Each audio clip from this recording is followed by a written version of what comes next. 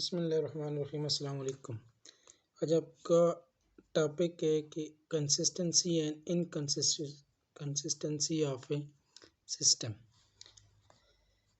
तो आपके पास जो कंसिस्टेंट सोल्यूशन होता है उसकी डेफिनेशन ये है कि if A system of linear equation A system of linear equation is said to be consistent if the system has only one solution or infinite many solution। ऐसा लीनियर इक्वेशंस का system जिसका जो solution है वो आपके पास unique हो या उसके इनफाइनाइट मैनी सॉल्यूशंस हो, तो ऐसा जो सोल्यूशन है वो आपके पास कहलाता है कंसिस्टेंट सोल्यूशन। ठीक है, फॉर एग्जांपल आपके पास कोई भी लीनियर इक्वेशंस गिवन है 2x plus 2y minus z is equal to 4,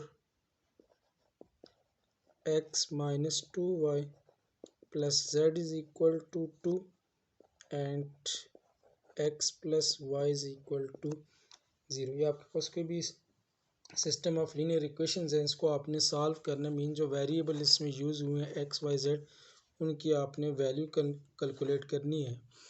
तो इसको अगर आप गॉस एलिमिनेशन मेथड से सॉल्व करते हो तो इसकी जो पहले मैट्रिक फॉर्म बन जाएगी 2 2 -1, उसके बाद 1 -2 1, उसके बाद 1 1 0। ठीक है, ऑगमेंटम फॉर्म इसका बना देते हैं a/b is equal to a matrix slash आपके पास b मैट्रिक इसके इक्वल है 4 2 और 0 के इक्वल।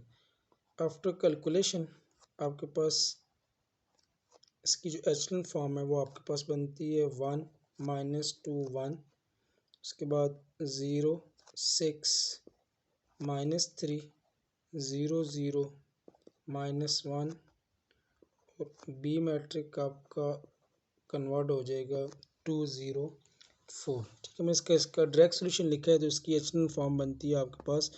अब जैसे अगर आपने एक्स वाई जेड की वैल्यू कैलकुलेट करनी है तो इसकी जो थर्ड इक्वेशन है इसको आप कंपेयर करते हो तो -1z is equal to 4 implies that z is equal to क्या आ जाएगा -4 के इक्वल। अब ये z की वैल्यू अगर आप इक्वेशन नंबर 2 में पुट करते हो तो आपके पास जो y है उसकी वैल्यू आ जाएगी -2 और ये y और z की वैल्यू की इक्वेशन 1 में आप पुट करते हो तो आपके पास जो x है वो किसके इक्वल आ जाएगा 2 के इक्वल। अब ये जो सिस्टम ऑफ लीनियर इक्वेशंस था इसमें जो x y z की वैल्यू आ गई है वो आपके पास यूनिक वैल्यू आ गई है या वन वैल्यूज़ आ गई है। तो ऐसा जो सोल्यूशन है वो आपके पास क्या कहलाता है कंसिस्टेंट सोल्यूशन। अब कंसिस्टेंट सोल्यूशन में दो चीज़ें थी, एक तो ये है कि उसका जो सोल्यूशन है वो यूनिक या वन सोल्यूशन आ जाए या उसके इनफाइनाइट मैनी सोल्यूशंस आ जाए। इसी तरह आप एक और सिस्टम फॉर एग्जांपल लेते हो 1 -2 1 -1 -1 2 1 -5 4 और बी मैट्रिक फॉर एग्जांपल आपके पास 2 1 और 5 के इक्वल है। इसको अगर आप एचलन फॉर्म में कन्वर्ट करते हो तो इसकी जो एचलन फॉर्म बनती है वो आपके पास 1 -2 1 2 0 -1 1 1 0 0 0 और लास्ट एलिमेंट भी आपके पास क्या आ जाएगा 0 के इक्वल। ठीक है, मैंने डायरेक्ट इस सिस्टम ऑफ लीनियर इक्वेशंस का सॉल्यूशन लिखा है एचलन फॉर्म। अब ये जो थर्ड इक्वेशन है 0x 0y 0z is equal to 0, तो इसको अगर आप 0z इज इक्वल टू 0, अब इधर आपने z की ऐसी वैल्यू पुट करनी है कि वो आपके पास रिजल्ट किसके इक्वल आए 0 के इक्वल। अब इधर अगर आप z की वैल्यू 1 पुट करते हो तो 0 इंटू 1 आपके पास आंसर 0 आएगा। 0 इंटू 1 पुट करते हो 0, 2 पुट करते हो z की जगह तो 0 इंटू 2 इज इक्वल टू 0। ठीक है, इसका मतलब है कि इधर आप z की कोई भी वैल्यू पुट कर दो 0 इंटू 1 इज इक्वल टू 0 ही आएगा। 0 मल्टीप्लाई बाय z की वैल्यू अगर आप 2 पुट करते हो फिर भी आंसर 0 के इक्वल आएगा।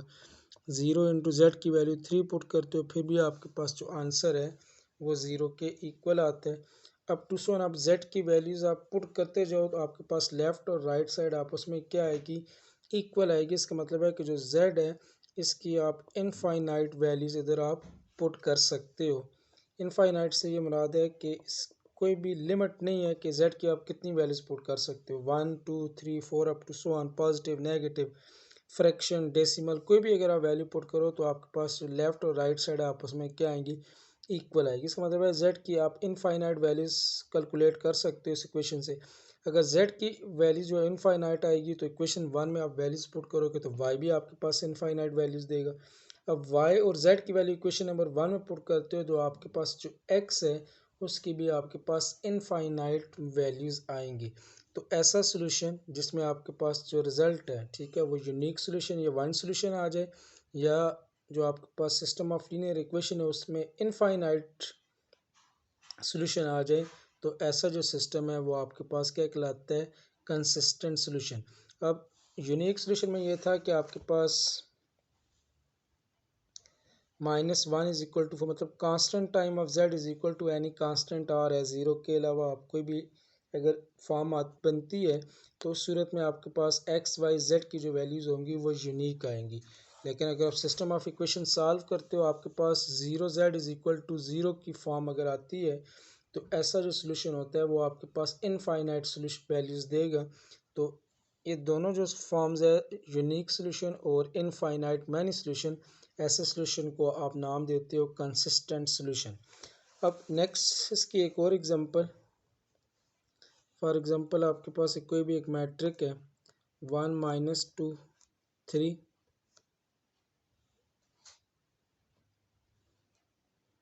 इसके बाद -2 5 -4 1 -4 -1 स्लैश बी मैट्रिक आपके पास है 1 -2 और 5 के इक्वल।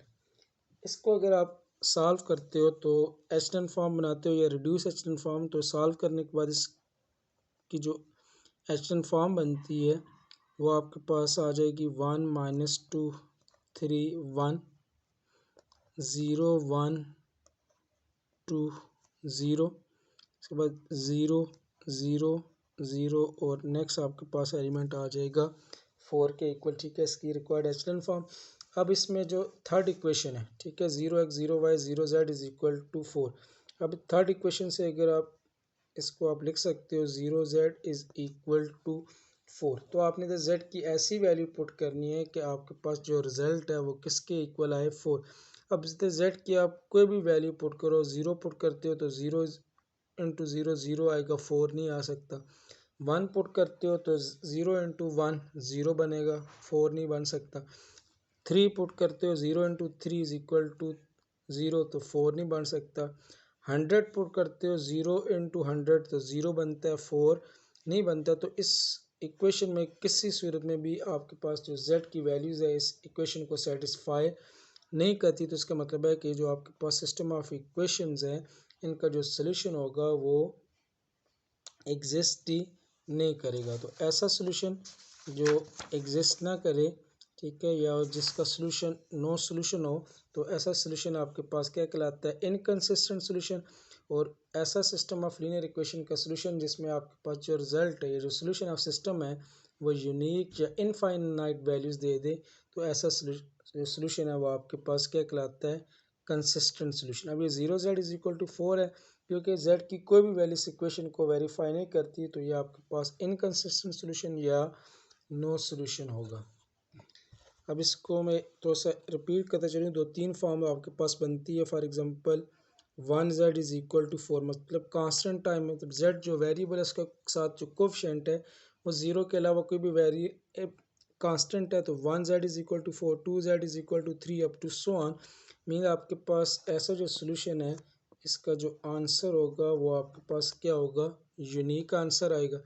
अब इसकी सेकंड फॉर्म थी कि आपके पास 0z इज इक्वल टू 0 की फॉर्म आ जाए, mean 0z is equal to 0। अब इधर z की वैल्यूज़ आप पुट करते जाओ, 0 1 2 3 4 up to so on, positive negative, तो ये जब 0 के साथ मल्टीप्लाई होगा तो ये राइट साइड के हमेशा इक्वल ही आएगा। इस केस में जो आपके पास सिस्टम ऑफ सोल्यूशन है वो आपको इनफाइनाइट वैल्यूज़ देगा।